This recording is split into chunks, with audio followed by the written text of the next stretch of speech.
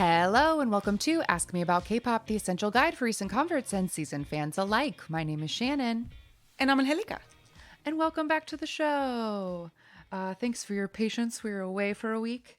Life changes got in the way, but it's fine because it's a new era of Ask Me About K-Pop now. Yeah, the business bitch era. Yeah. If you haven't heard the news, this is my only job now. Just throwing that out up top. Woohoo! So, yay.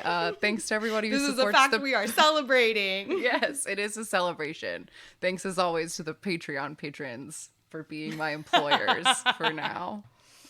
But anyway, today we're returning to K-pop college, as one of the listeners referred to it when we did 2 silly episodes in a row, that it doesn't always have to be K-pop college. But today it has to be K-pop college, because if I don't do research, it doesn't justify any of this. Well, actually, I have a bit of a wrench to throw into that plan, because I have another reason why it's worth doing this. And it comes as a surprise from our dear Alikes. What? So please excuse me while I take your microphone away. What's happening? I received a message earlier this week from our dear Discord mod Mara, who said that in honor of your new life change, our Alikes wanted to show you some deep and sincere appreciation for all of the work that you do pouring into this podcast. So there may be some other things happening tomorrow or in the next few days, but for now, I have an audio montage of different voice notes sent in, which Mara lovingly put together for us and sent me this morning. I don't have any tissues near me. Go get some tissues. Let me get my tissues. Oh no. I got a really big box. Okay, perfect. You're gonna need it. Oh no. All right. Are you ready? I think so. I'm turning my volume up. Okay, so the whole thing is about 11 minutes. Oh shit. If you would like me to pause it at any point, just flag me down. Okay. And I'll stop it, okay? I am sharing my sound. Are you ready? Okay. Yeah. Okay, here we go. Hello, it's your number one fan, Slowpoke Megan, and I just wanted to say to you guys that I love you and appreciate you so much. Of course, you already know this, but I feel like I can't ever say it enough to truly thank you both for how much you've been there for me through the good times, the bad times, and all of the times in between. I was just thinking about how, you know, when I started listening to your podcast, I was 19. I think I had just turned 19. And now I'm almost 22. And I work in podcasting now. And I would have never thought that that would be the thing that I would be doing. I kind of just thought that podcasts would be something that I listened to, like yours. But luckily I was inspired and able to make a career out of it, which I'm very grateful for. I'm learning from you guys all of the time. Seriously, I feel like I've grown as a person since getting into your podcast, and I just feel like I've become a better person with you, alongside you. I've learned more about myself. I've become healthier as a person, and I can't thank you enough for being there for me when I felt like I had no one else.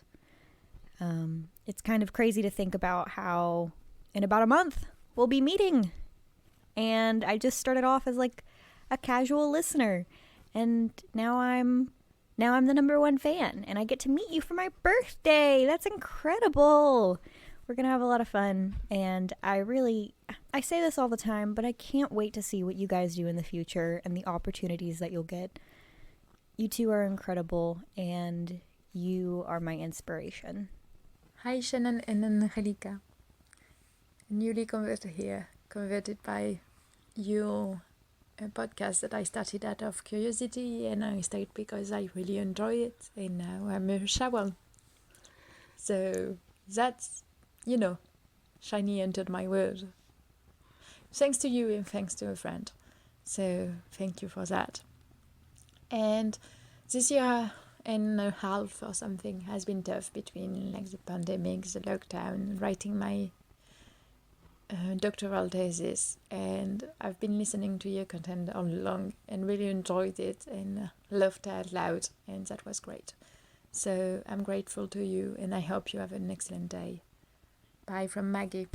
Hi, it's Jenna. I am grateful to y'all for so many things. You've been by my side through lonely times and sad times and especially happy times. I think what I'm most grateful for is you brought 17 into my life, and they bring me pretty much endless joy, sometimes a little bit of distress, but mostly joy. And you also have helped me not love Shiny alone. It's just so nice to be a fan with other fans. And I'm so grateful that you all have created not only a great podcast, but a community of great people. You're doing an awesome job. I love you both. Talk to you later. Hey, Angelica and Shannon. Noemi here, sending good vibes from the Midwest. I wanted to take a moment to tell you how much I appreciate the two of you and AMAK. I discovered the podcast recently when I was looking for things to listen to on what was unfortunately a not so pleasant trip out of state. Binge listening to AMAK really helped me get through that. It was frankly an incredibly stressful time. And bonus, my husband, who's always been sort of affectionately bemused by my hobby, had to listen to the podcast so much in the car that even he was getting into it, especially the Scandal Valentine's special from the beginning of the podcast. That one's a gem. So thank you for making me laugh and for getting some K-pop hooks into my other half. Most of all, thank you for creating such an awesome community around AMAK. As an American woman in my mid-30s, there aren't a lot of people around me that share a love of K-pop, but listening to and supporting AMAK these days, I really feel like I've found my people. So thank you and lots of love. Hi ladies, this is Susie. We're doing a positive project this week, so I wanted to share a little anecdote. The other week, my mom and I went for a walk down the main street near where my parents live, and I realized that along that stretch of road, I can so clearly hear your voices in my head. And I guess when I was living at my parents' place last summer for a few months, I listened to the podcast a lot while walking the dogs, and now I associate that landscape with like happy K-pop yelling, and I definitely yelled back at least once to myself out loud. I know my dogs were a little shocked, but luckily there's not that many people that live around there. It's mostly forest, so there was no one to be like, who is this small woman and what is this EXO she keeps yelling about? Anyway, I just wanted to say that the memory made me think of how grateful I am to have the AMAC podcast, especially last year when there was limited social interaction.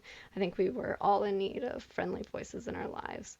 So, yeah, I'm sending love and happy K-pop thoughts, and I guess we'll hear from you soon. Bye for now. Hey, Shannon and Helica, this is Chris in San Francisco, and as you figured out by now, some of us wanted to send our votes of love and appreciation for you guys, especially at a time where, some people might suck and make you feel unappreciated. I know for myself, you guys helped me out at a time where I certainly felt unappreciated. I was at the brink of losing some friendships that I've had for close to 30 years over like a really sad high school burn book kind of situation. And so talk about not feeling appreciated. So one thing that I did was really start to get into K-pop, which my friends don't really care for. I dove in and bought a single ticket to go see Red Velvet in Pasadena. I couldn't even tell you their names at the time, to be honest. And I rented a car and drove down from San Francisco to go see them, listen to hours of Ask Me About K-pop. So that was a great start to what's now like my addiction. And thank you for that. Thank you for the addiction. Having folks that were born before 1990 as folks that I could relate to a little more. I'm a little older than you guys, as you probably figured out. Yeah, I keep imagining that if we were in high school together, that maybe you guys were the cool girls, that maybe I would talk to you, but then we would find out that we have this common thing that that the three of us like, and suddenly I can maybe sit with you guys and talk about it, or at least not ignore each other in the hallway. I don't know. Anyway, the good news is that my friends, they were petty and they copped to being petty and figured out that we're adults, and as adults, friends don't come easy anymore, and we have to work to keep them, and we have to show our appreciation. And I think you're finding, over social media the last few days, as well as, through your listeners, that you are loved, you are appreciated, and you really make a difference in our lives. And in my life, you really did keep me company on long K-pop related road trips, Red Velvet to BTS. I know, BTS. I hope that if we ever meet in real life, that, you can say you can sit with us, like Sunmi says. Anyway, until that happens, just know your listeners really do love you. We do appreciate you, and you really make a difference in our lives. And we're rooting for you. We're all rooting for you. All right, take care.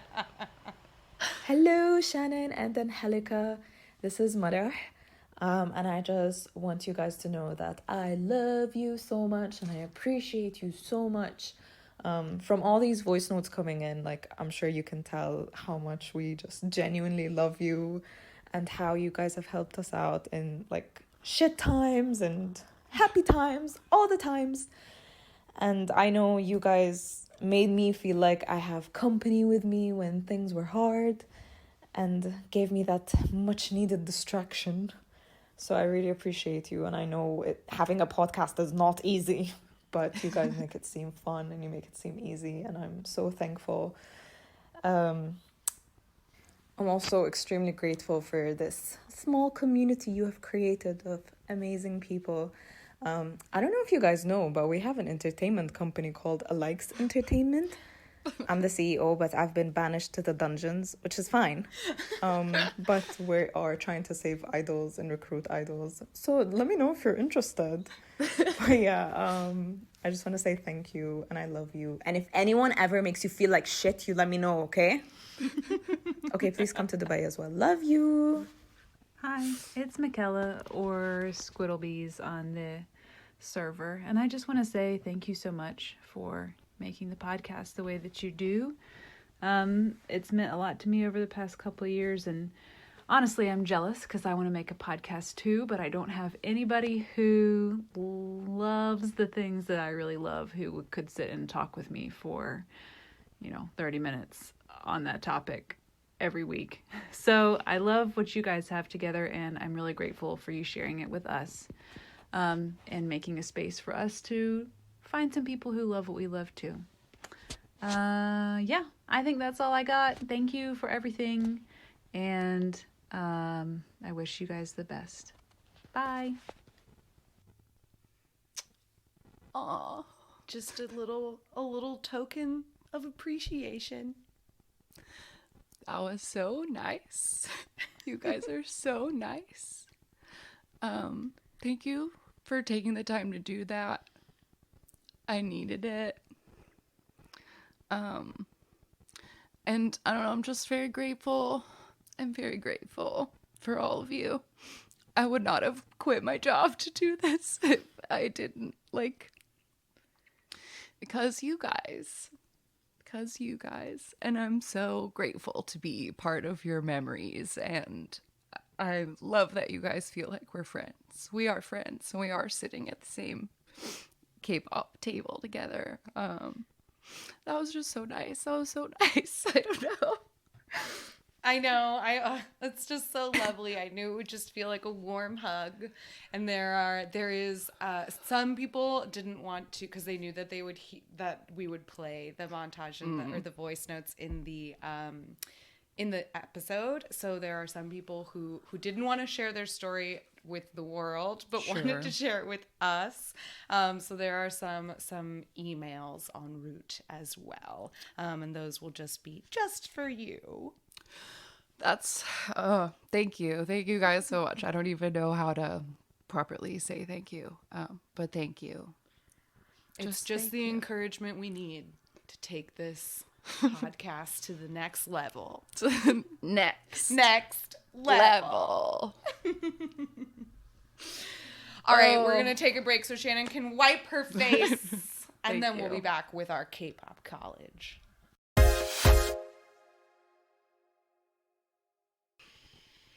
Okay, we're back. Thank you again. That was really nice. Okay, so what we're doing for actual today, what I thought we were doing today. I'm so blindsided. Okay, what I prepared the original for plan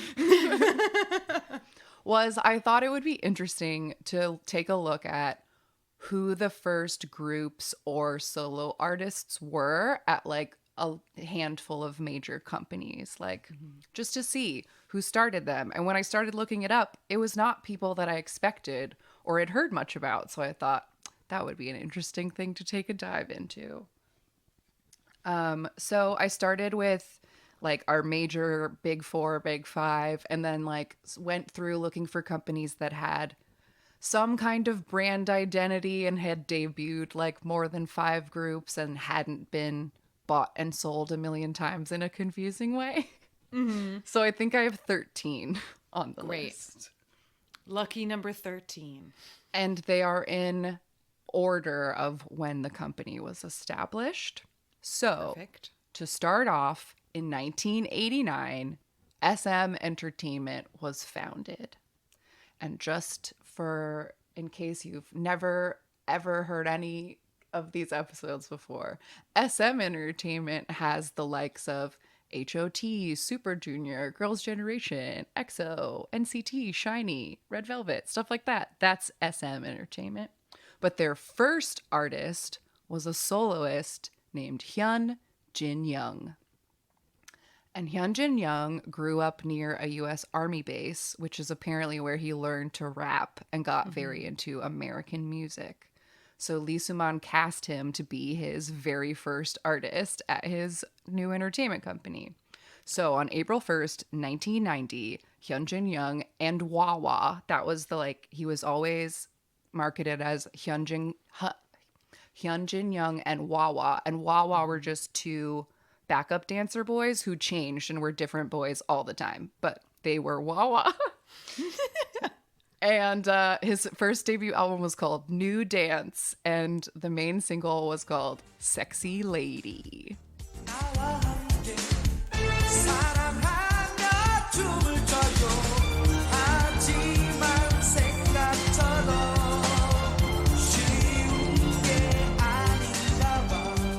There was another single from this album called Sad Mannequin as well, and I put performances of both in the playlist. And I have to talk about the Sexy Lady stage. Yes, please. It's the funniest thing I've ever seen. If you don't watch anything from this episode, I need you guys to watch it, because we have Hyun Jin Young. He's wearing like a vest with too big of a collar, and Wawa has like blue tracksuits on or something. But then, and they're doing their like Running Man dances so hard. Yeah.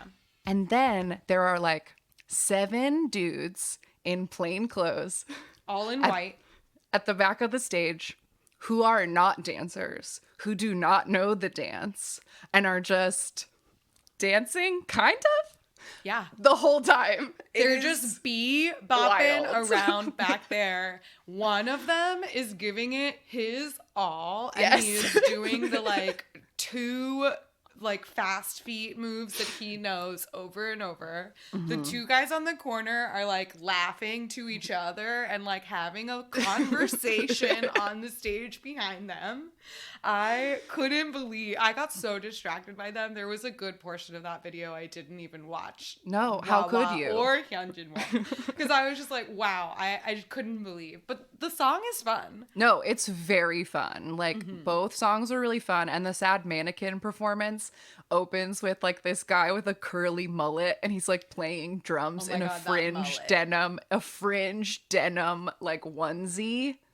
It was so 1990. It was just like so 1990. And the Yeah. moves, and he like did a lot of jump splits and like literal flips, and it was like And just- then there's one part where I can't remember which one it was in, but there's one part in one of those choreos where he literally lays down on the ground in a way that it looks like he kind of tripped, landed on his back, and then just decided not to to get stay there up. for a bit. Like he was just like, ugh.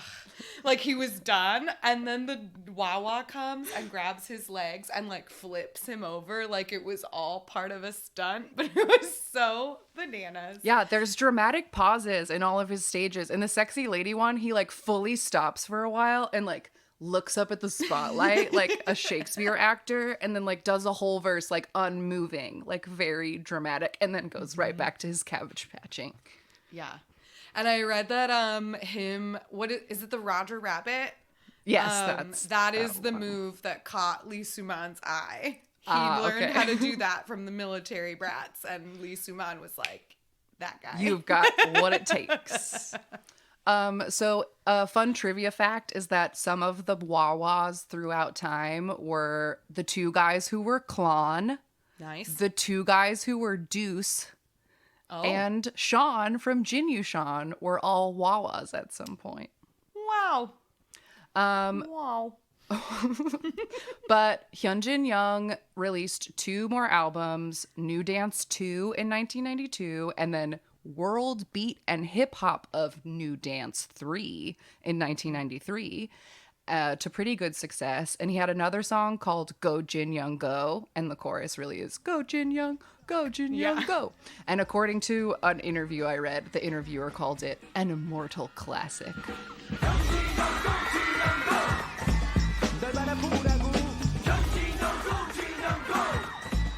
I mean, all right. It's very different from it's kind of different from his other 2 songs, and it has a really different aesthetic too. For sure. Because he has like a long hair ponytail, which he didn't have in the first 2. And in the first 2, he was wearing like slick, like hammer pants suits. And then here he was wearing like a jersey. He was wearing like an actual cross colors jersey, and he had like basketball shorts over 2 more pairs of pants and like Yes. 90s street style. Yeah, and there's like a boxing concept to the Yes. choreo. He's like punching dancers out.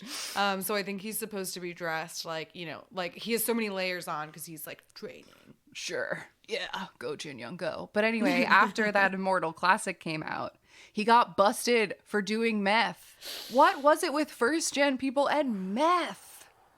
I don't know. It must have been like the hot, trendy drug of the Yeah, time. I guess so. But yeah, so he got banned from entertainment for like 5 years for that.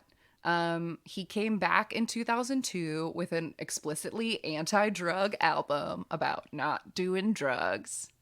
Then he did a jazz album in 2006. And according to his Korean Wikipedia, he has been a college professor since 2017. Wow.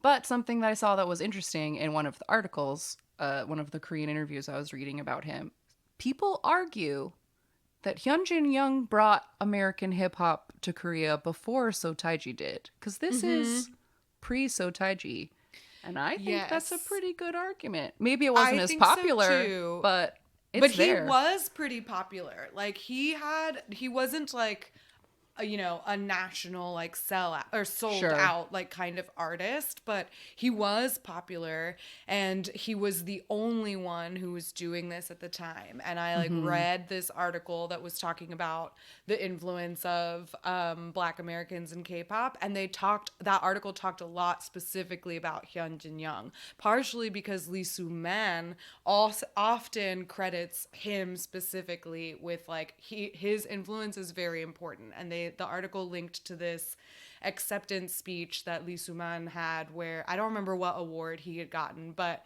in it he spent a good like 2 to 4 minutes talking about the significance of Hyunjin Young like bringing like rap to Korea, and like barely mentioned like people like Super Junior or EXO or SHINee or whatever. Like he'd like spent a lot of time being like, this guy is important, don't forget him, and then was like, and then yes, of course, like the Hallyu wave took off with these other artists or whatever. So his influence is significant. Yeah, I also thought even though he's not well known now. I also thought it was interesting. Like in that Go Jin Young Go video, I said he was wearing like an actual Cross Colors jersey. And so I did a bunch of like research into the Cross Colors fashion brand. And it was started in the 80s by these two black guys here in LA who used to run a surf clothes store. And they were like, what if the way that surf aesthetic is shopped to people, we can shop hip hop aesthetic to people? So they made this brand, and then they tried to get it on as many celebrities around the world as they possibly could, because they were like the only black fashion designers like at the time. Like they had their own label, so they were trying to like get their clothes on everybody. And so I saw in the Korean Wikipedia that like everyone wanted Cross Colors stuff because Hyunjin Young had it.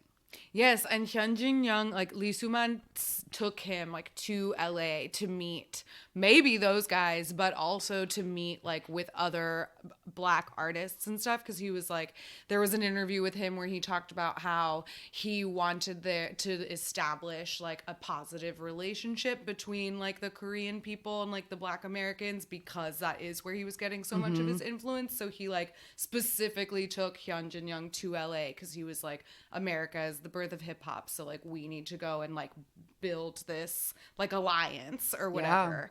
So it's very interesting, and it's interesting to learn that now, and like seeing how the K-pop industry has grown and like continues to profit off of a lot of black culture. So it's interesting that like where it seemed to in its beginning, in its birth, in its birth, like actually tried to maybe include some black voices in the creation, and that seems to have gotten lost along the way. But maybe we'll see maybe it'll all circle back around, and we'll start to get more black creators actively involved in the K-pop that they clearly influenced.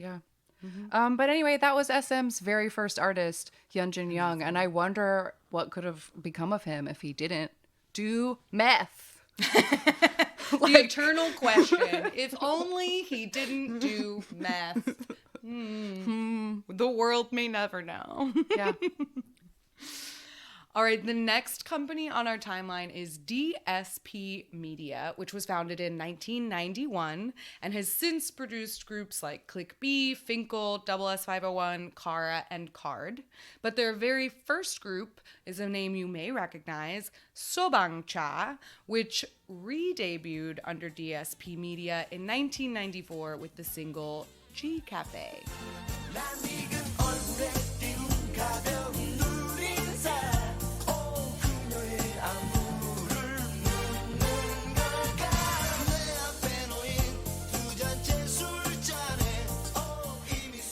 And you may recognize this name because they originally debuted in 1987, and we've talked about them before on our K-pop Remade episode because IU has covered their debut song Last Night's Story.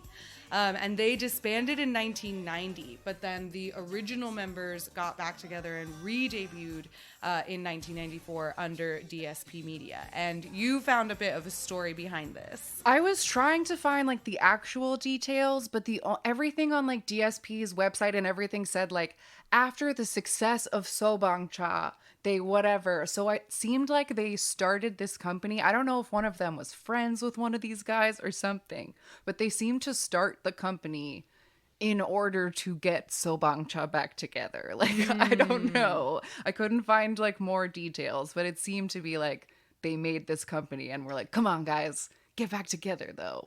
So that's what they did. Wonder what connection the CEOs had to the members that they were so invested in getting them back together. But Unfortunately, and we talked about this a little bit in our remakes episode, I believe, because their debut was accused of being plagiarized from Japanese groups, because Sobangcha was like one of the very first boy groups or boy bands to appear in South Korea, like with the formula of here are three guys and they're singing and they're dancing and they're making like pop music. But their whole concept was claimed, like people said that it was plagiarized from other Japanese artists. And then their main single, G Cafe, was immediately pulled from promotions because of more Japanese plagiarism accusations. So I don't know what this group's deal is, because all of the songs that they put out are fucking bops. Like, they're all such great. bops. They're so good. Like, Last Night's Story is great.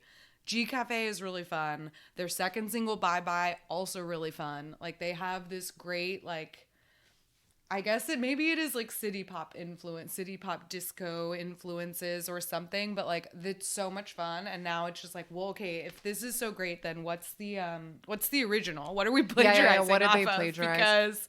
Because they've got something I like. I ended up yesterday like watching like a whole one of those like NBC classic stage mixes like through the years thing that came on. It was like 30 minutes of every single Sobangcha song. Yes, I did watch it all. It was so fun. They just like had this very like, I don't know, they just like seem like dads or office workers or something. They have such like regular guy energy. Yes. But then they like dance really hard and like get really excited, and it's really infectious. They just feel like a fun uncle at a wedding. Like, 100%. But every single song is that. Like, I don't know. Yeah, the stage for G Cafe is so fun. Like the disco lights and the like CDs hanging from the sky. And they're wearing like raincoats. And they just have like trench coats on and they're like dancing, and the dance is really easy, but they're really good singers. Like, it's a really fun setup. Yeah.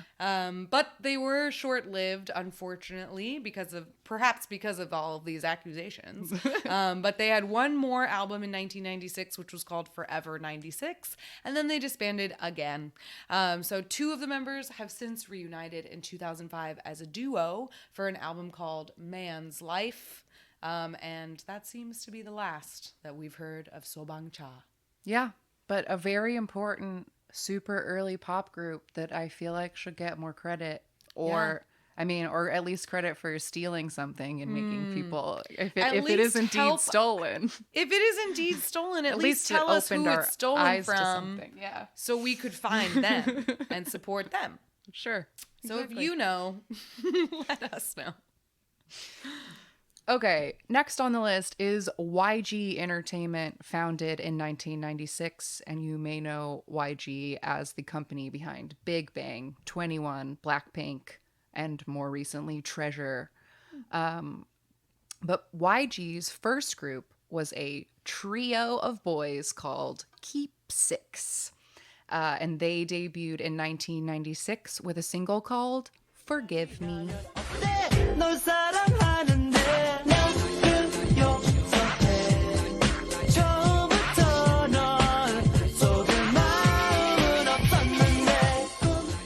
So YG was started by Yang Hyun-suk, who was a member of So Taiji and Boys, and he founded his own label in 96. Keep Six is the name comes from a military term for watching someone's, keep your six, is to stay behind me, like, or whatever. So it was we'll stay behind the fans and always watch them or something, but also it sounds tough. Because the first album is called Six in the Chamber, not the with an E, the with an A. Six in the Chamber. But when I pulled up this album, Six in the Chamber, and went to listen to the first song, to tell you I was shocked by what the song was, it's perfect boy band music. It's catchy great. as fuck. It is so catchy and fun. And the whole music video is just like 6 cute boys like frolicking on an island, like singing this adorable, like catchy 90s music. I was like, I have no complaints. Like, this is so fun. And then they do a little like dance break in the street and then it goes like, yeah, boy. And that's like the only hip hop element of the whole song. Yeah. But it's just like, yeah, it was just like such like soft, nice boys in boy band and tank top music. One of them that was I was shirtless like, the whole time. It had all the key ingredients. it had all the ingredients, but then they had a second single called How that was a little more hip hoppy. Do it one time, do it 2 times.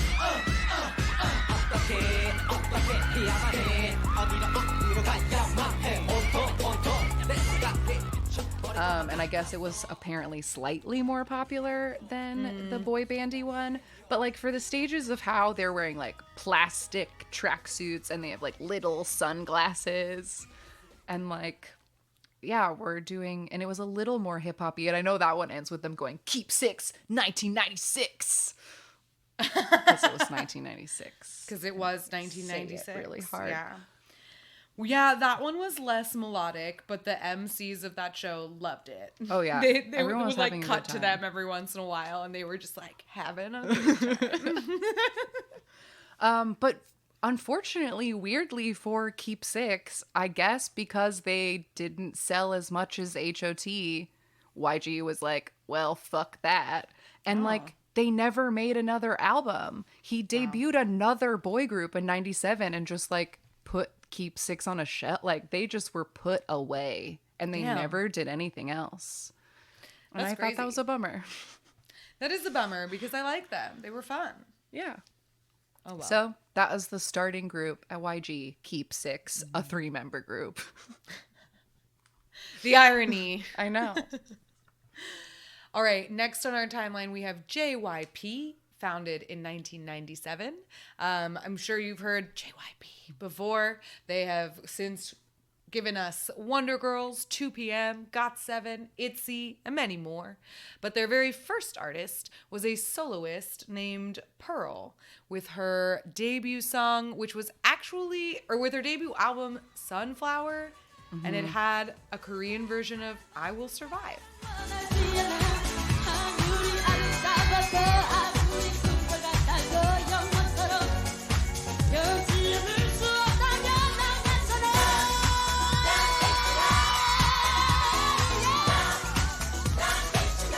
She also released another like original track which was called Everything. But oh my god, this girl can sing. Like holy crap.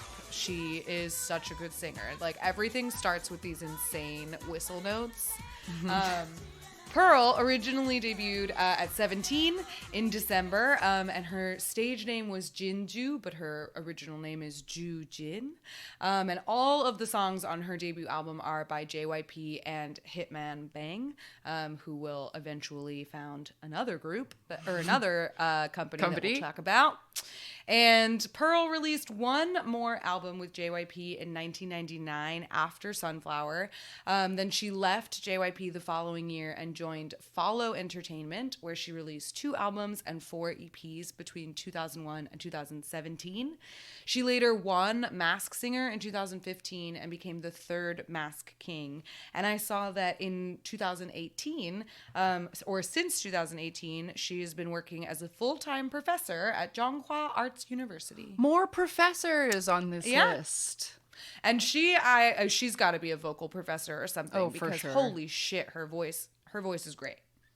Yeah, the I Will Survive, like, yeah, it really is just like it's just a cover with a kind of lamer like backing. Like the backtracking is pretty cheapy. It kind of sounds like a karaoke like version. a bad karaoke version because it's like those weak fake pianos and stuff. Yeah.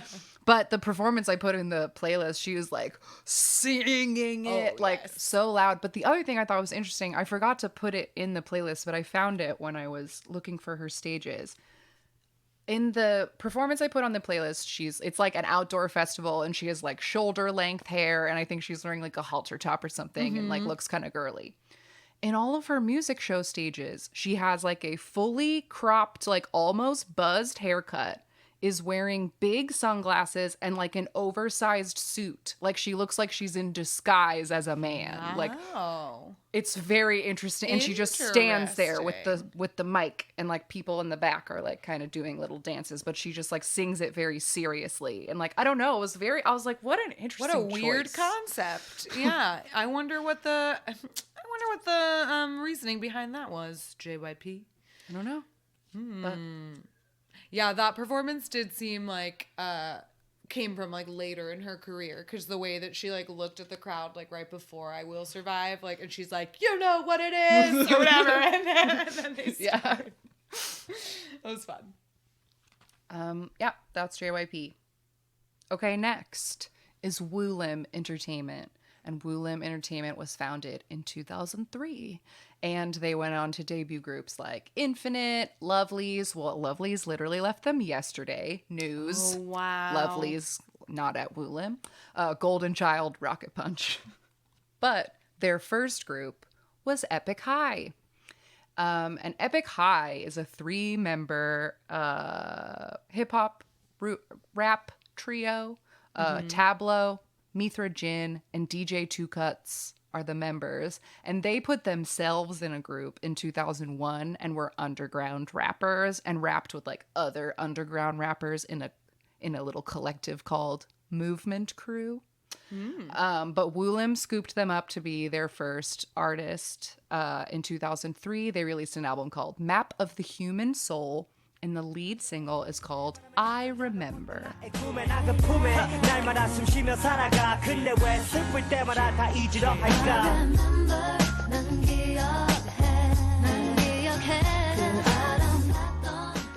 Yeah, and Epic High is like they are kind of like known to be the first people to really bring like poetic rap to Korea. Like, not just like fast rapping in a pop song or like, I don't know. They were trying to like do poetry and say things about the world. Like that's kind of Epic High's vibe, is that they're they seem art. to take both like in the rhythm and like cadence of the way that they rap and the like content of their lyrics, and also sometimes the like musical structure of their songs.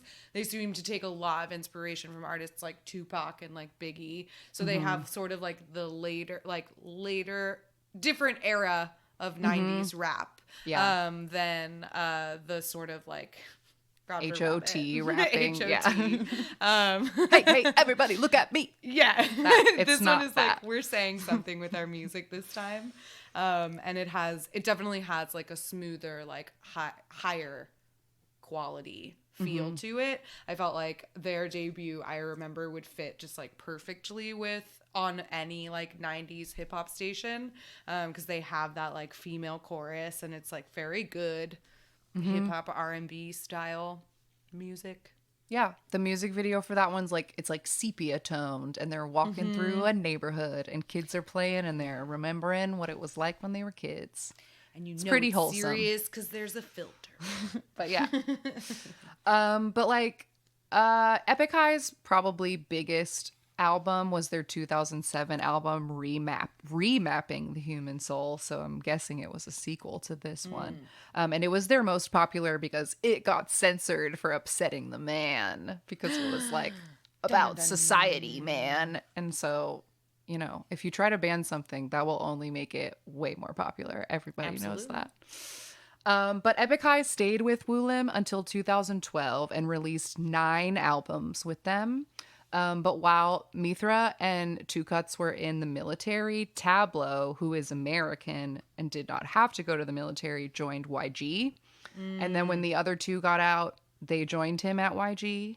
And they left YG in 2018 and are signed with an American agency, the William Morris Agency. So like they don't even have Korean representation anymore, but they still continue to do stuff all the time, and they're so funny, and Tableau's a cool dad, and like, I don't know, they're fun guys. I like Epic High. I feel like Epic High is all over the place. I feel like they have not at all lost their appeal to the Korean public.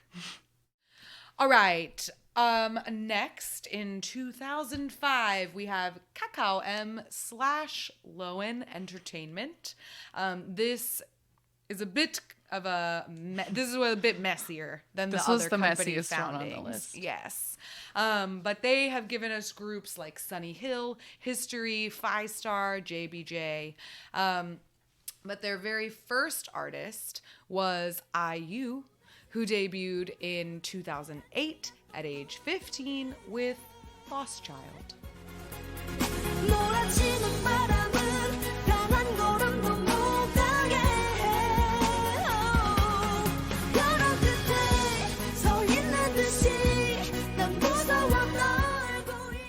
IU, go ahead. No. I was going to say something about the Lost Child music video, but you should finish. Oh, sure, yeah. We'll get there. We'll get there. I was just going to say IU was signed in 2007, and then she debuted the next year. And like I said, the company was founded in 2005. So within those first 2 years, 3 years between when they were established and debuted their first artist, some strange things have happened. Tell us about this. Okay, so basically what I was trying to find, there's another one on here that I literally gave up on, and I'll tell you about it, but I was at least sort of able to trace this one. So the company is at present 2021 called Kakao M, but its original iteration in 1978 was Soul Records, and Soul Records printed language albums and classical music albums, and then became like a distributor, like a vinyl distributor for 30 years.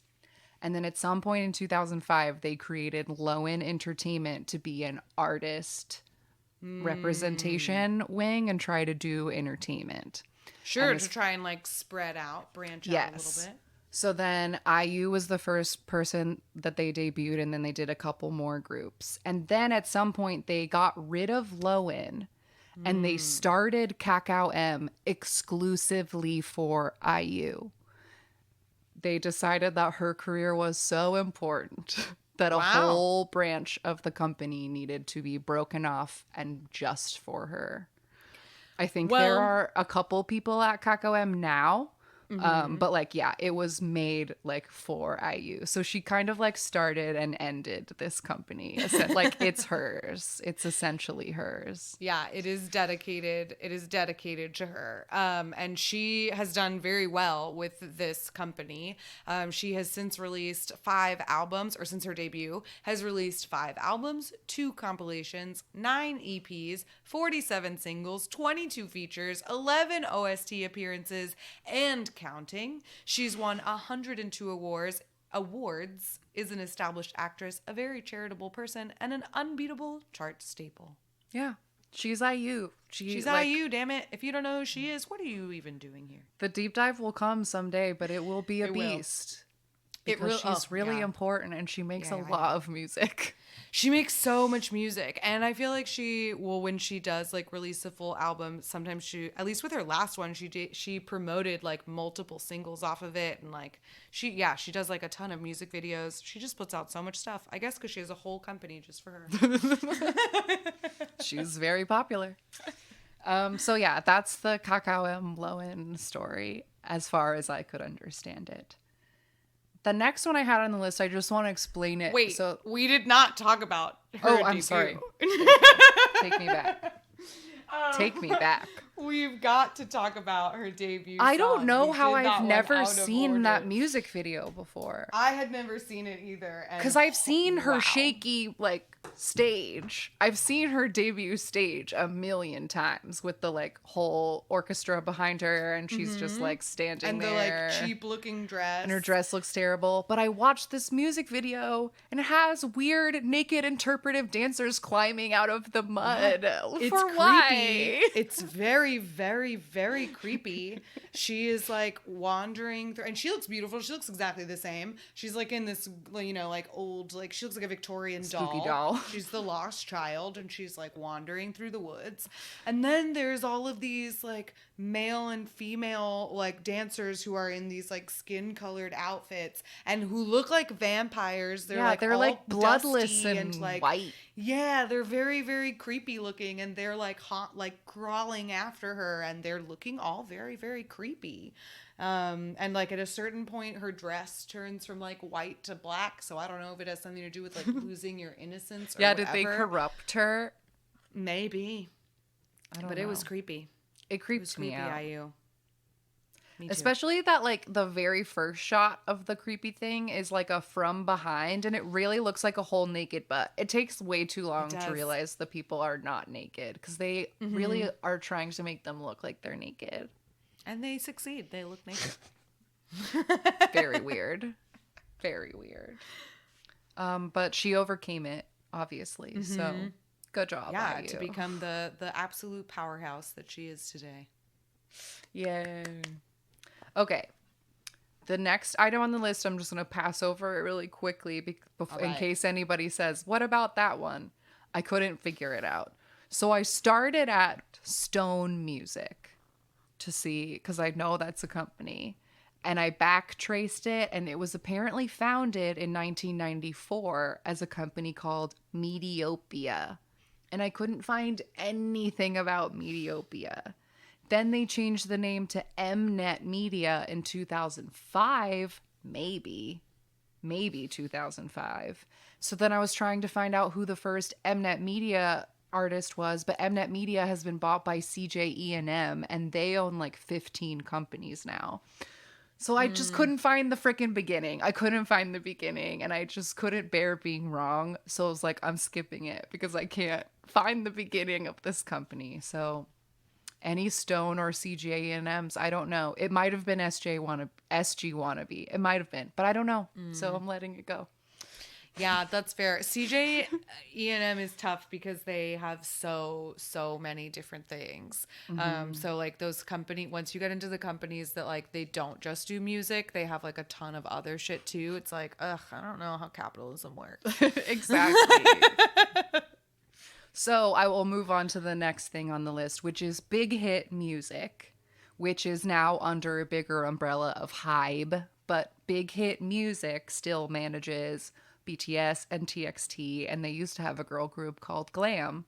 But their very first group is 8, which is stylized number 8, EIGHT, but it is just 8. This is a co-ed trio, and they debuted in 2007 with an album called The First, and the main single is Lose My Love and Then I Sing.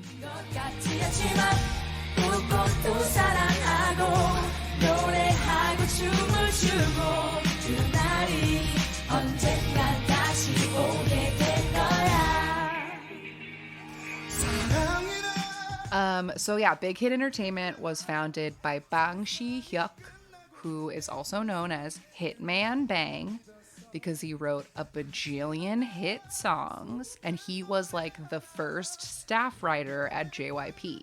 So like earlier when we mentioned Pearl, like her whole album was written by JYP and Hitman Bang, because he was like the in-house JYP guy forever, and then in 2005 he left and made his own company.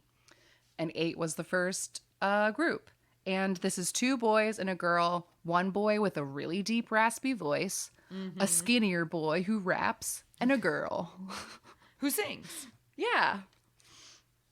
And Yeah, we've gotten these guys before, we right? talked Like, about them in the co-ed group, and I think we've gotten them in the random I think we got game. them in the Like, random they've game come up too. before. Yeah. Because I remember their name with the 8, but just yeah, 8.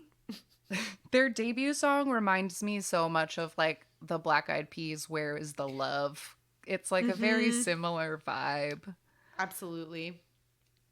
Yeah, but they released 3 albums and 2 EPs between 2007 and 2014. And then, as happens with co-ed groups, the boys had to go to the military. So they didn't do anything for a really long time. But I noticed that they did put out a single in early 2020 that's called Fooled in Love Again. And you can watch that on the Big Hit YouTube channel. And it's so very they're still nice. around.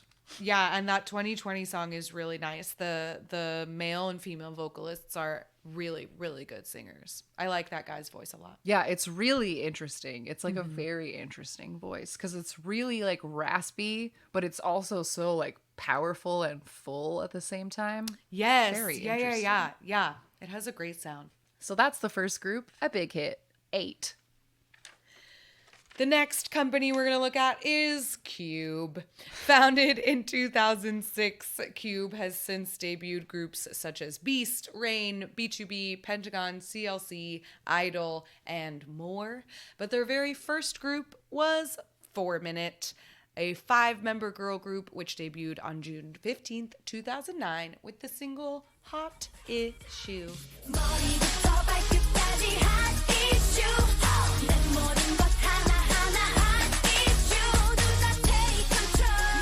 We have definitely talked about 4 Minute before. In order to hear a full recap of this group, please listen to episode 107, our Hyuna deep dive, where we talk all about where Hyuna came from. Cube, the company, though, was founded by former JYP president Simon Hong and Monica Shin in August 2006. So kind of interesting that they... that JYP has kind of birthed 2 rival companies. Yeah. But I gotta say, Simon Hong and Monica Shin, you did not take your positive JYP business practices with you to Cube. I have to suppose that we're missing quite a bit. Yeah, of something some, happened there. business philosophies, but whatever. But yeah, like I said, we've talked about 4 Minute before. They were Hyuna's group, and there's a whole episode about it. But my one note, because I put the debut stage in the playlist, is I always giggle at how stompy the debut stage is. They're all just like stomping so hard. It's very cute. It is, yeah, and they are just like screaming their lines when they can. Very excitable. I like it. They are. All right, next in line is FNC Entertainment, which was founded in 2006. And FNC has given us groups like CN Blue and Flying, AOA, SF9, P1 Harmony. But their very first group is FT Island. And FT Island stands for 5 Treasure Island. And they debuted June 7th, 2007 with an album, Cheerful Sensibility. And their still most popular song ever, Lovesick.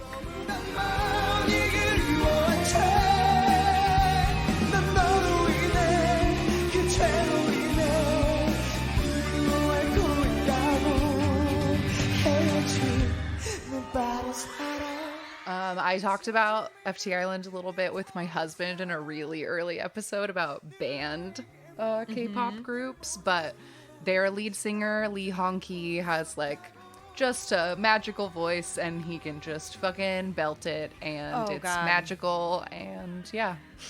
His voice is like nothing else, for real. Like, he is one of a kind vocalist. We got to see him live at one of the Korean music festivals. FT Island was there, and he's just so good. He's very good singer. Very good singer. And yeah, FT Island is very popular in Japan. They've released 7 Korean albums, but 11 Japanese albums. I feel like that totally fits because, and this is based solely off of like the anime theme songs that always come at the end of like the ending credits. You know, like the Cowboy Bebop ending theme, like the Real like that kind of blues. Yeah, that is the kind of like hot, like the rock pop of like dramatic vocals that I feel like FT Island, like, God, they give it so hard. Yeah. But here in 2021, there are only 3 members presently in FT Island. One is in jail. The other 2 are acting now. But the 3 that are still active members are in the military. So we are waiting for FT Island to come back. Yes. But their debut was incredibly popular. I saw that the debut won 4 end of the year awards, 2 Mamas and 2 Golden Discs, including like Best Rookie and Best New Male Artist. And Lovesick itself won 6 music shows, including a Triple Crown on Inkigayo. And also, funnily enough, and weirdly, randomly, in their debut year, they were the first Asian recipient of Blistex's World's Most Beautiful Lips Award. That's really great and weird episode idea. Find the most random awards that K-pop idols have ever won. Oh, I'm writing that down. Blistex Lip Awards. World's Most Beautiful Lips. I like that they gave it to the whole group and not all just of you. one. You all get it. Next up, we have Pledis Entertainment. Founded in 2007, Pledis has given us groups such as After School, Newest, 17, Promise 9, Pristin. But their very first artist was a soloist named Son Dam-bi, who was debuted as, quote, a female answer to Rain, with her EP Cry Eye in 2007, which had a title of the same name.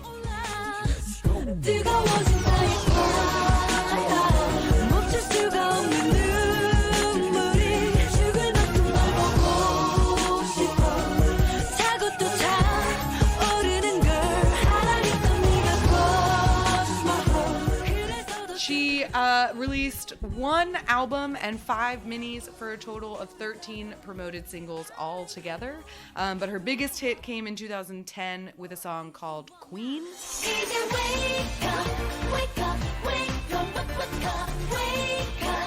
And she eventually left Pledis in 2015, but most recently starred in When the Camellia Blooms and was a cast member of I Live Alone until March 2021. So not quite the prolific career that Rain has enjoyed. No. But I saw a lot of, in all the Dambi videos that I watched this weekend, a lot of the comments were like, why did she never hit?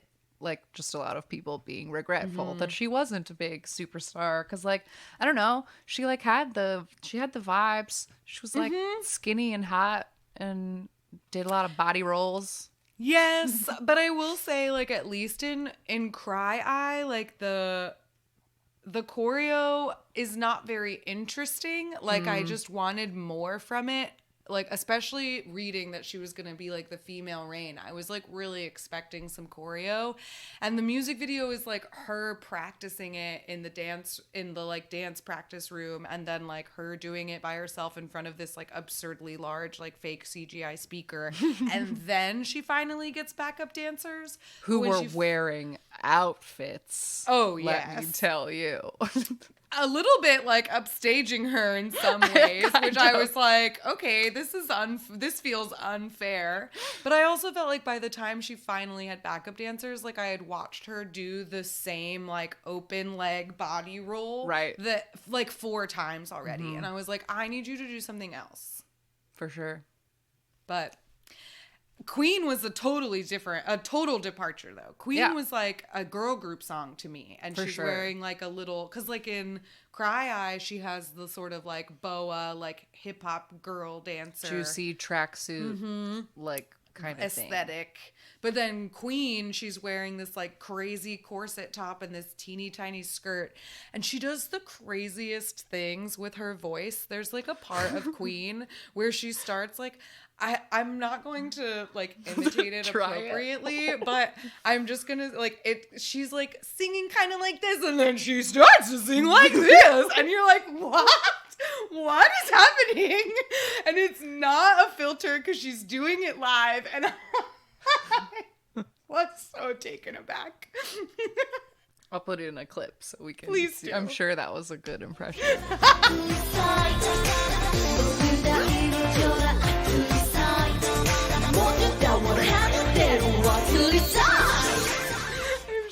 wasn't, but it really made me laugh. Okay, next up on the list is Starship, which was founded in 2008, and Starship has given us Sistar, Monsta X, WJSN, but their very first artist was K-Will. And K-Will debuted with a single called Love 119 that featured the rapper MC Mong.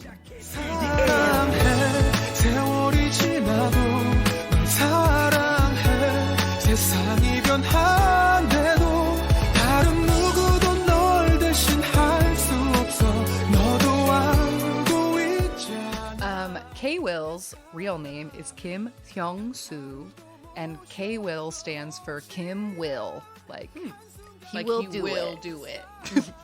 And he originally worked as a demo recording artist for Hitman Bang. Wow, He it's was all his connected. guide vocal guy at Big Hit. And he actually did debut at Big Hit with an album called Left Heart in 2007. But 1 year later, he went over to Starship because Starship was started by Kim Shi-dae, who was K-Will's personal agent. So he went over with his agent to start a new company. But this first song, Love 119, reached #1 on the digital streaming platforms, and he even got second place on a music show despite not promoting it at all. Wow. So people were into it. His voice is very beloved. That's so wonderful. He's released 4 albums and 6 EPs for 23 singles as an artist, but he also has 25 OST songs, several of which have been in the top 10. We talked about his contribution to Descendants of the Sun in our OST episode because his song Talk Love went to #1 after that drama came out. So like he's an OST prince. And he is still at Starship to this day, and he renewed his contract in 2020, so not going anywhere. No, I mean, if it's started by his agent, he probably has a really good relationship with the CEO. And like K-Will, I feel like is such a well-established artist that moving to Starship was the best thing he ever did. Like I feel like he is such a like comfortably successful person. Like everything he puts out is like people like, because he's just such a good singer, and he makes like such pleasant, like kind of R&B inspired music. And yeah, it was lovely. I did not expect the music video for that Dots OST to be in the playlist. I got like war flashbacks when it started. I'm sorry. Yeah. That show. I haven't thought about it in a long time. All right, almost to the end of our playlist. Second to last, but not least. In order Third to only. last. No, you're right. Third. I got ahead of myself. Excuse me. It's fair. It's fair. Close to the end, but no less important, we have WM Entertainment, which was founded in 2008 and later bought in by RBW in 2021. Yeah, they don't exist anymore. They but don't they did. exist anymore, but they did for a while. And while they did, they gave us B1A4, Oh My Girl, On and Off. But their very first artist was a male soloist named Taegun, who debuted in 2009 with a song called Call Me.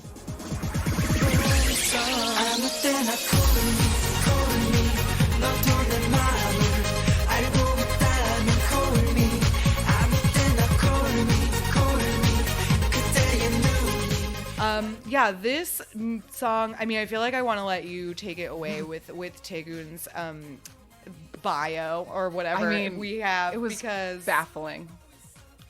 Yeah, tell us about it. Okay, so I started looking up this guy, and immediately everything in his Wikipedia was like tinged with such negativity, and I was like, the way this is being described is so strange. So I like followed all of the source articles, and they were just as negative as the whole Wikipedia. So like, I don't know, this guy just like had a sob story.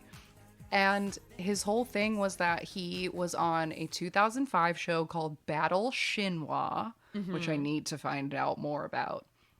And he was the last person, like he was the one voted out before the winners, or, you know, like Just The right like there at runner the up. end. Mm-hmm.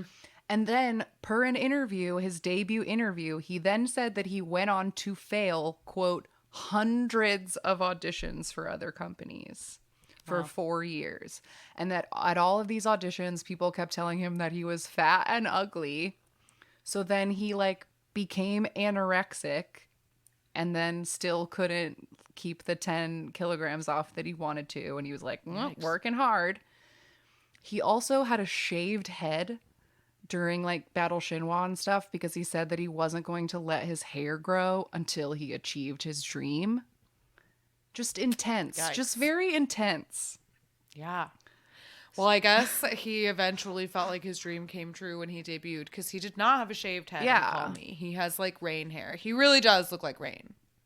Yeah, the debut music video comes out and people are like, oh, this guy has Rain vibes. And he also got Jaejung from TVXQ to star in the music video. So like leg up there. He and Jaejung are very good friends. Such good friends that Taegun has, to the press, said, don't ask me about Jaejung anymore because it's all you ever want to talk about and I'm tired of it. Well. But then apparently after this song, people were like fine with the song, thought he was cool, and then somebody uploaded an MR removed video where it was like no backing vocals, and it was apparently super terrible. So then in this interview I read, he then said he reached out to a senior singer named Huisung and was like, I'm bad at singing and everyone's mad at me. So then Huisung made him sing his song Call Me, quote, thousands of times and send him a voice memo like every time, and he would like always respond with notes or whatever. Wow.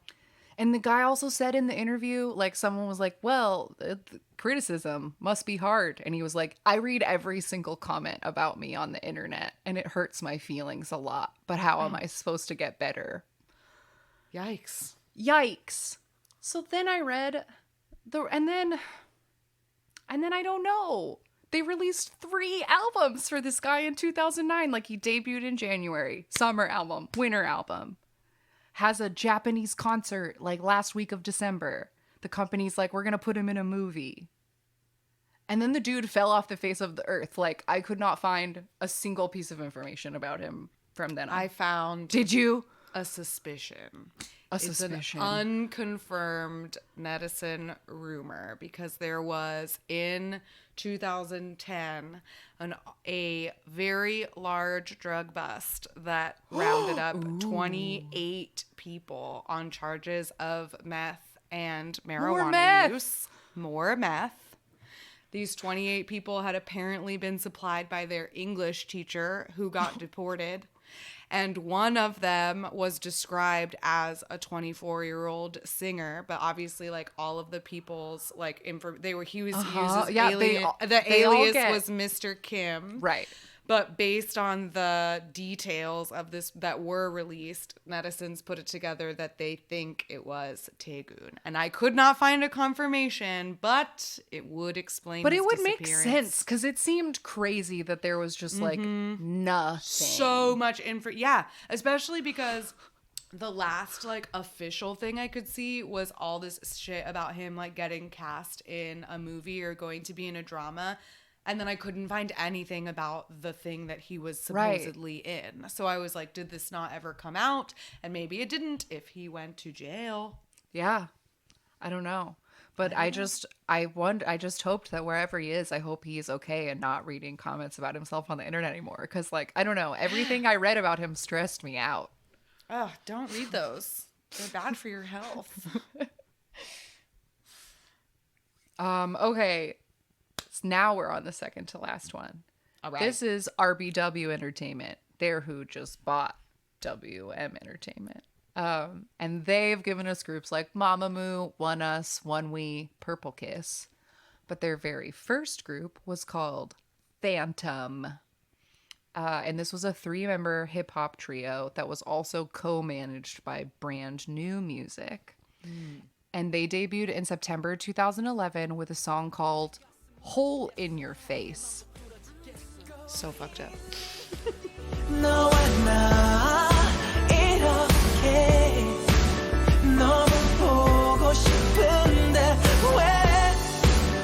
자꾸만 멀어지는지. The members of this group are named Kigen, Sanchez, and Hanhei. And Hanhei is a cast member of Amazing Saturday, so like you might know him from that. But apparently Kigen and Sanchez had debuted as underground rappers previously, and Hanhei was supposed to be in Block B. Like he was supposed to debut in Block B, but then did not for some reason. But this Hole in Your Face music video was banned because it featured a woman being shot in the face. So they had to take it down and re-upload it without the woman getting shot in the face. Jesus fucking Christ. Like, that is so intense. The name, the title itself is already intense. Yeah. And then the quote unquote clean version of the music video, like, the members are the ones that are holding the gun in this woman's face. So that means that like he's singing and holding this gun in her face while she's like crying. And it's very upsetting. And like, why would you feature your boy group member? I mean, I guess they're a hip hop member, but whatever. Why would you feature the members like shooting a woman in the face? Yeah, Why I don't would you do know. that? But the song itself, the music was, it was lovely. It was kind of lovely. lovely. Like, they had really good vocals, and I liked the like techno swoopy piano thing that was happening in the song. And like, I liked the song. If I had just heard it with no visuals, I would have been like, oh, this is so pleasant. Yeah, and then I found another single from their second album called Burning. I'm burning down tonight. 아직 네 목소리가 들려.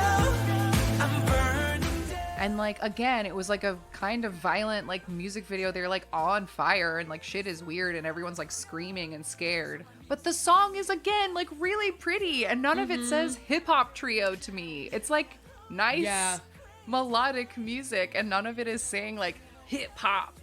So I don't get it. More like pop rock to me with some like spoken elements to it. It didn't say hip hop to me either. But Phantom released 12 singles between 2011 and 2015 and disbanded in 2017. And the members went their own ways. Good luck to them, whoever they are, wherever they may be. All right, last but not least, we have Fantagio, which was founded in 2011. And this is a company that mostly represents actors and actresses. They really only have like Astro and Wikimiki as their main idol groups. But their very first group was a girl group named Hello Venus.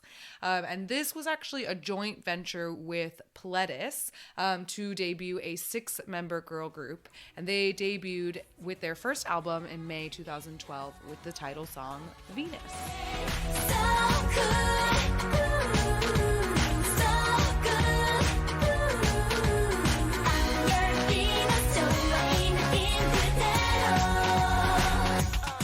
We talked more about them in our K-pop curtailed episode, as they are the shortest lived group at Fantagio because the only other groups that they have are still around. But this is a group that like started out with a really cute and innocent concept. Like Venus is a very fun song that kind of has like Wonder Girl vibes. Yeah, to it's it. just like Wonder Girl vibes. Yeah, I would say, like are the with the like closest. with the kind of like retro, a Please Be My Baby. Exactly. Yeah. It has that same kind of bop to it. And then their like follow-up release was immediately like so sexy, and it was just like all butts and like short shorts and body rolls and booty rolls and wiggle wiggle wiggle. And so just like really snapped to a different side of the spectrum. But the Pledis contract ended in 2014, so they just took the members back, and then Fantagio added 2 more and tried to keep going. So they eventually released 5 EPs for 11 promoted singles and then disbanded in 2019. Yep. But I mean, all of their songs were bops. But yeah, as soon as Brave Brothers, not it's a guy, I can't ever forget that. I know, as soon me as too. Brave Brothers got involved, then it just got so lewd. And then they like only made the music videos that show up on those like banned 18 plus music video lists. But hey, some people just want butts in their K-pop, and I can't be mad at it, but you know, that's what Hello Venus did. It is what they did. But they did have really fun, catchy songs. I feel like groups like Hello Venus and Nine Muses and Girls' Day, like they had really good songs, but they just ended up being like kind of short-lived groups. And it's such a shame. Yeah. Shame. But anyway, on that note of shame, that's the end of our list. Those are a bunch of people who started their companies. Yes, they Isn't helped that cool? establish many of the companies that are still around today, still churning out and promoting very important K-pop staples. Yeah. So, and listen to some of their music if you enjoyed any of that. All the things we referenced are in a playlist on the YouTube. And we'll be right back with the random game. All right, we are back. And this week, the random number generator gave us a second gen boy group that like I'm aware of, but also completely ignorant about. Yes. And that is Zaya or Z-A. We couldn't find what the pronunciation is other than you're not supposed to say it like Brown Eyed Girls Jaya. That's all I know. Yeah. So how do you say it? We don't know. But they are also known as Children of Empire because they are from a company called Star Empire Entertainment. They're a 9-member group that debuted in 2010. And some of these members we've definitely come across before. For example, Kwang Hee is a very recognizable variety face. Currently hosting Weekly Idol. And he was on To the Beautiful You, which was one of the first dramas that we watched. And a few of the other boys are like prominent actors as well. There are 9 of them, so they've had a variety of individual successes. But they debuted with a song called Mazel Tov, which we've watched on this show. Yes. Whenever it was that we had Patreon listener picks. Yeah, we watched a Mazel Tov stage. Yeah, you guys sent us things that we just had to see for literally whatever reason you wanted. And someone sent us their debut stage, which was very fun. But like they seem to do a whole lot in the very... Like, it seems like they did a lot in the few years that they were around, but also there's, like, not that much music, and a lot of it was in Japan. Yes, they have.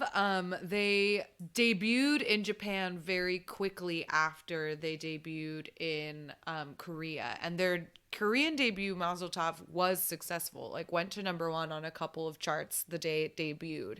And then, so a few months later, they also debuted in Japan, which went to number 3 on the Oricon daily chart. So they had some pretty good success in Japan. It seems like they did a lot of different things in Japan. They were in a Japanese-Korean collaborative movie. They released like a couple different albums in Japan, and one of the members was even in a subunit that included 2 Japanese artists. So it was like he was a Korean artist and the other 2 members of the group were Japanese. So definitely a lot of international activities for ZE:A. Yeah, they like did so many like concerts and tours, but it's like album 2012, album 2013, EP 2014, and then not much else. So like I'm just surprised by how little music was released, considering they were popular enough to be doing tours and tours and tours. But it seems like they capitalized on the number of members that they had, because they have 3 subgroups that are directly affiliated with ZEA. One is called ZEA5, one is called ZEA4U, and the other one is called ZEAJ. And they all have like between 4 and 5 members in different combinations. But then, like I said, one of the members was in this collaboration with the 2 Japanese artists, and then there was like another member, Kevin, who was in a collaboration with 2 members of 9 Muses, and their group was called Nasty Nasty. They released a song called Knock, which we talked about in our co-ed episode. It's so fucking good. Still a bop to this day, Kevin. But yeah, I don't know. It seems like they just kind of like sent them, like they debuted them and then they like scattered them. Like, now fly to go do and be successful in many other things, including many dramas to some of these boys' names. Yeah, Park Hyung-sik, that guy is fine. I've watched halves of so many dramas that he's been in because I never finish dramas.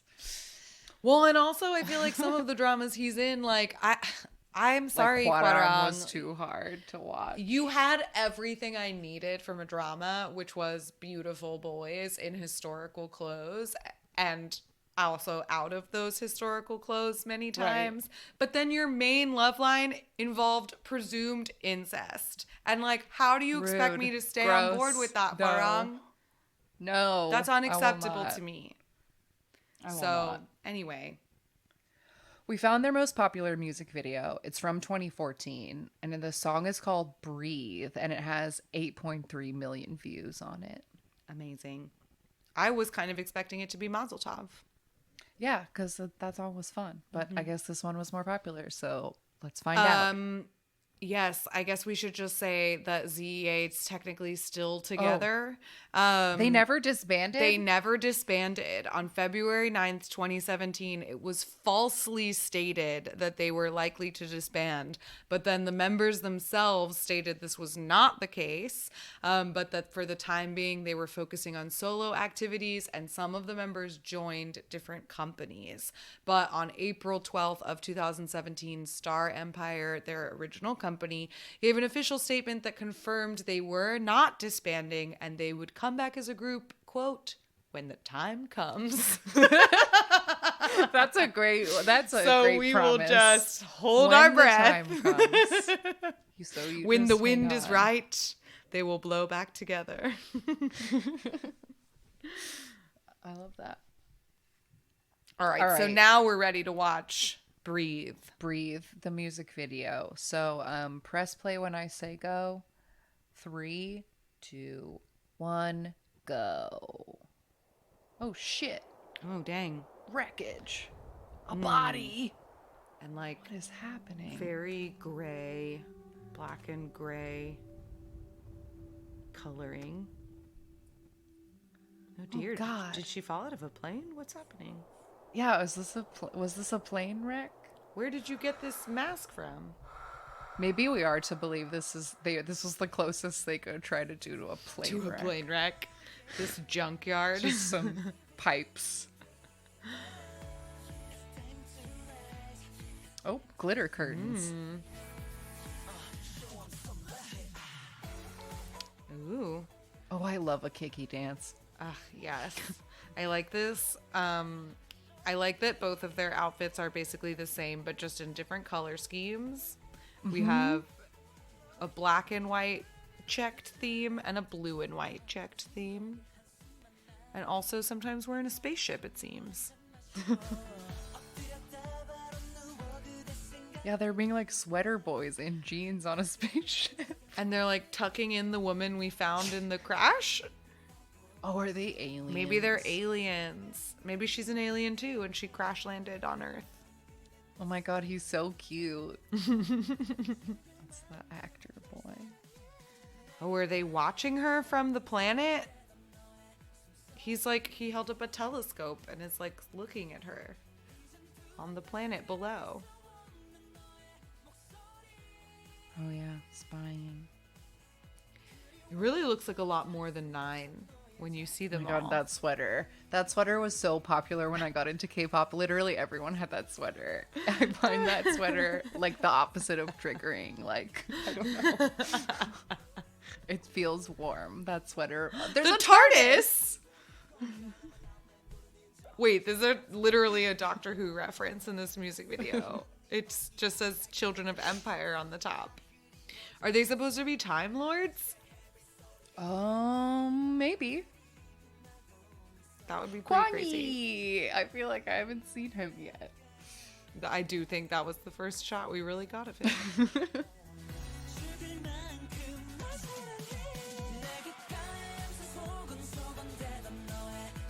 I love this choreo. This is nice. I like the piano in it. Oh yeah, the piano is a nice feature.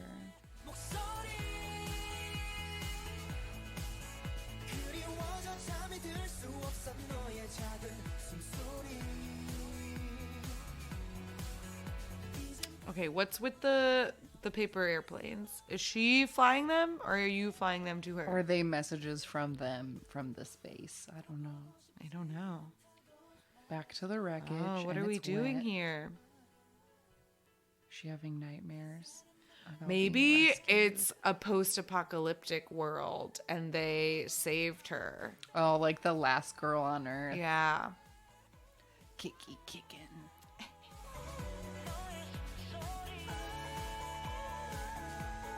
I really do like Kiki dances. Mm-hmm. Yeah, and this song is fun. Like, the boys are good singers. Oh, we never really got an explanation. Oh, Oh, post cred. She woke up. wow, in his lap. Scandal. Scandal. Escándalo. Wow. Wow. Children of Empire. That was fun. Yes, very fun. All right. We've reached the end of the episode where we give a recommendation for something we think that you, the listener, should check out. And I am not sure. I feel like the only thing I have to speak about is the 17 album. Mm-hmm. Because we didn't talk about it because we didn't have an episode last week. Correct. And I've just been like really deep into, I've been reading webtoons because Yumi season 1 ended, but there are 500 issues of the comic and it like ended in a awful way that I can't cope with and I need to like keep reading it. So Yeah. I've just been like deep in webtoon land and I don't know if any music came out this week. Is it on the Webtoon app? Like the It is the on app the that is called Webtoon Webtoon? app. Okay, great. I'm gonna look that up right now because that's how I read Lore Olympus and some other Okay. great I also am webtoons. reading the webtoon for Nevertheless, that smutty drama I was watching. Oh. And they also have the webtoon for Sweet Home, that monsters in the apartment building one that I liked. And I started reading My ID is Gangnam Beauty so that I can do the opposite way of instead of reading something for a drama I've watched, I want to read Read something it first and then check watch the drama out. Nice. Nice. So that's not really K-pop related, but Webtoon app if you want to read some webtoons. I They let you read a love- couple issues for free, or you can be like me and give them money. I calculated that it's going to cost me $147 to read all of Yumi, and I might just do it because I'm impatient AF. Yeah, I mean, they let you read. It kind of depends on how many like issues the what am I saying? The comic has comic already has. put out. So like if it's like Yumi cells and they have like hundreds, you can read up to like 50 and then they start limiting you per day. But then with something like Lore Olympus, which is not Korean at all, but just something that is on that show, like you can read all of that, like right, because there's not as many as Yumi. There's only there's over 100, but less than 200. So like depending on how long the comic is, they will let you read like some or all of it for free. And then if you like pay, you can sometimes get like the next couple issues early. Otherwise, they release like one a week. So there's a lot of free content on it. You don't have to pay for it. Oh yeah, I know. I'm just terribly impatient. Oh no, I just mean like for the listeners, like there's a lot of free content on there, like so you don't have to pay for this recommendation. Yeah. But anyway, that's what I've been doing. But back to the K-pop. 17's new album is very good, guys. It's very good. And I would just like to take a moment to say to whomever the idol or industry professional or K-pop gods are listening to our ramblings and taking notes and then putting it into reality, I fucking thank you, because they gave us exactly the hip hop unit song I was asking for. Like, excuse That's me. my favorite song on the album. It's my favorite song on the album. And it, like, after, okay, because the last hip hop unit song we got was Game Boy. And y'all heard me talk a mad shit about Game Boy, because that song I thought was garbage and also kind of a joke.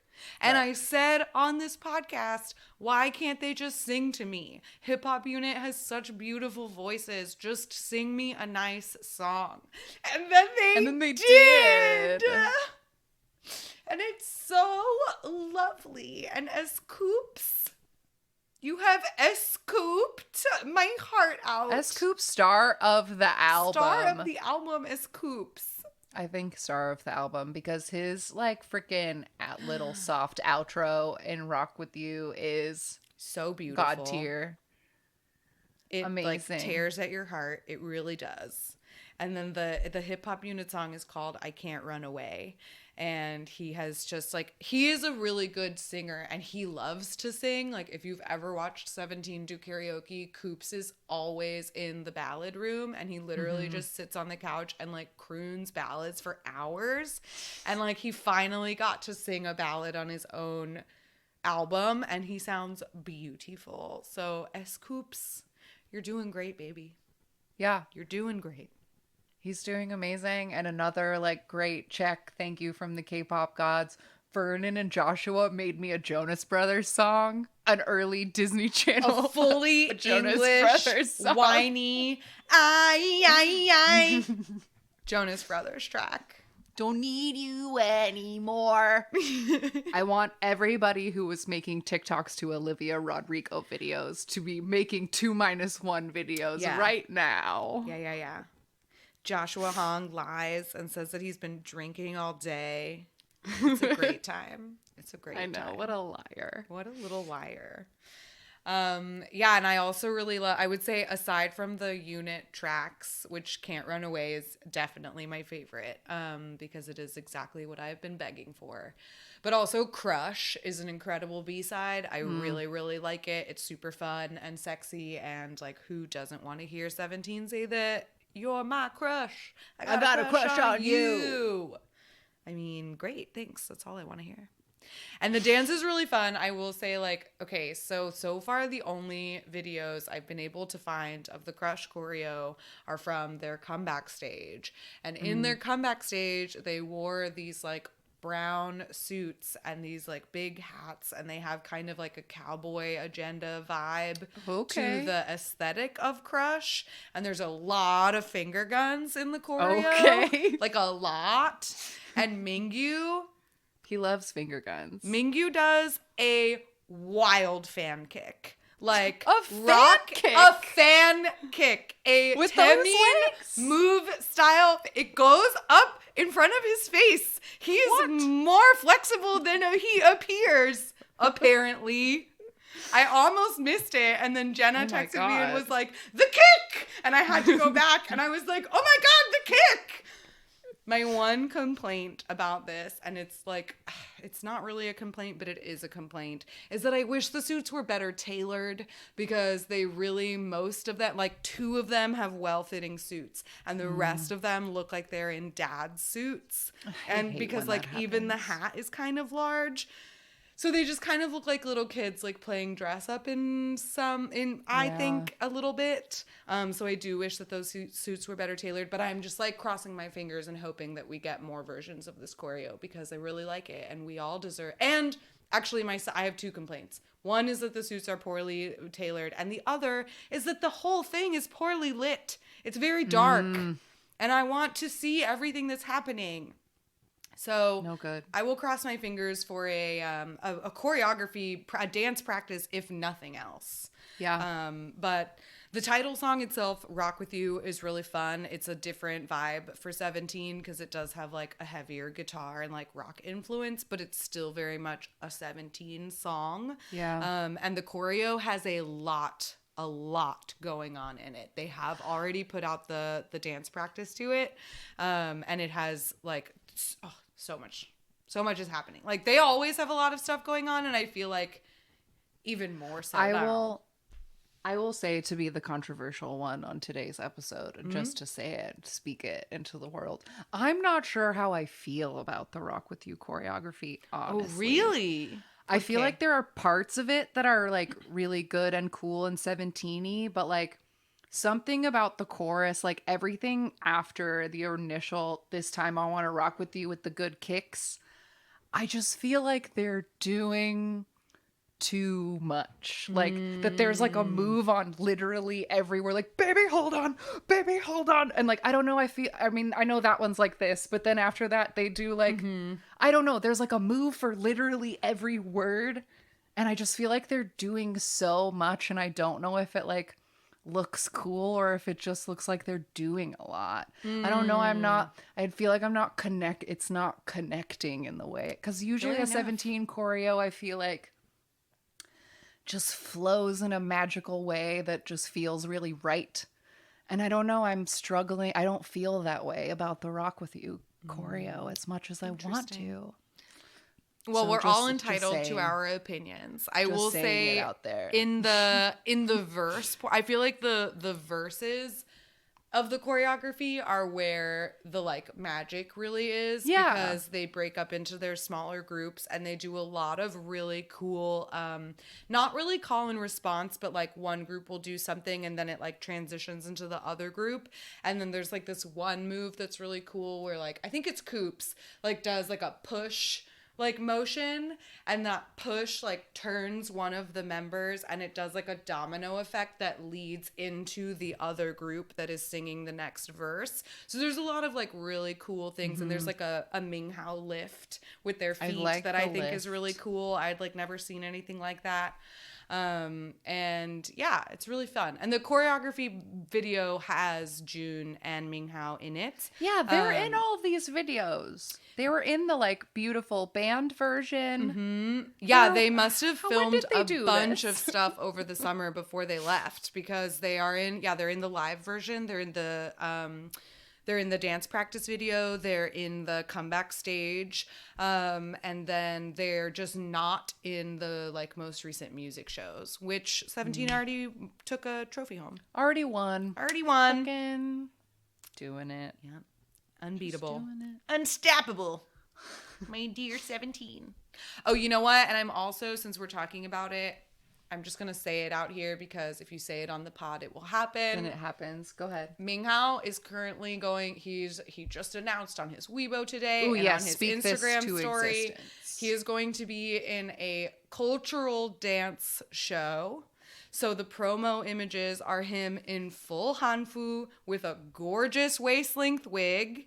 And like when I first saw his story, pulling it off perfectly, looks almost exactly like one of the Untamed characters, so much so that when I first saw his Weibo, or first saw his Instagram story, because I'm still kicked out of Weibo, when I first saw his Instagram story, I like didn't recognize him immediately, but then Jenna sent us the Weibo like promo that they put out, which is, it like shows him like dancing with a sword, and then he like does a flip and turn and like goes back in time like into his full like hanfu, and he looks fucking great, and I am just speaking this into existence because he would do great in a C-drama. I'm just saying, put that boy in a flying wuxia C-drama for me, please. Put him on wires and he will fly.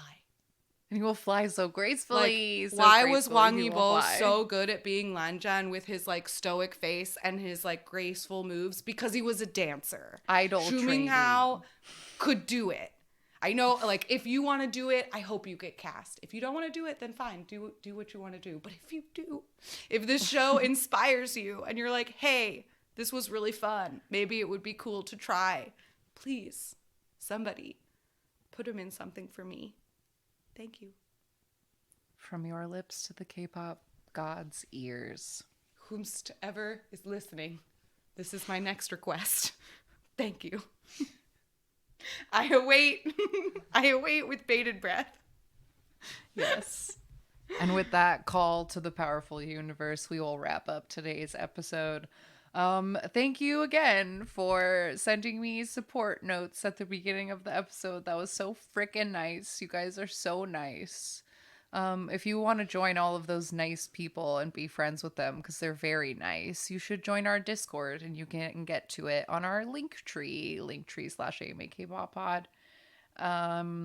And you can send us emails or at amakpoppod@gmail.com. We're on social media at amakpoppod. We have a phone number, which is 818 AMA Kpop 5? 181 AMA Kpop 5 is the number, I think. Are you sure? AMA Kpop 5? 181 AMA Kpop 5. That is correct. There it is. That's that one. Correct. We also have a P.O. Box. P.O. Box 26096, Los Angeles, California, 90026. You can send us letters or anything else you want to send us. Yeah. We have a Patreon. That's how you can support us financially in this new girl boss version of our show. Until we further expand the empire. Our empire. If you'd like to support us, patreon.com/AMA Kpop pod. Or just AMA Kpop. I feel like everything should be AMA Kpop pod, but if it's not, then it's AMA Kpop. But I think it's pod. We just put up our October episode. We watched an episode of Amazing Saturday together. People have been enjoying that. There's always fun stuff on the Patreon. Yeah. For those of you who like or who have told us, oh, it feels like we're friends. That's pretty much what we did for our Patreon. We were just like, well, on a normal Sunday, Shannon and I would just watch something together and talk about it. So we just turned mics on and watched Amazing Saturday. You can watch it with us. So if you want to hang out with some friends virtually, go to our Patreon. We got lots of stuff. Otherwise, we're here every week for free. And we love you and appreciate your support. So thanks for tuning in, and we will see you next week. Goodbye. Bye-bye. Jonghyun, you're our inspiration.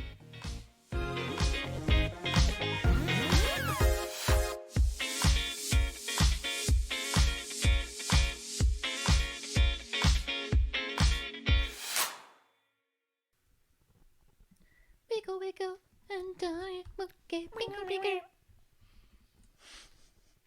Hand it up,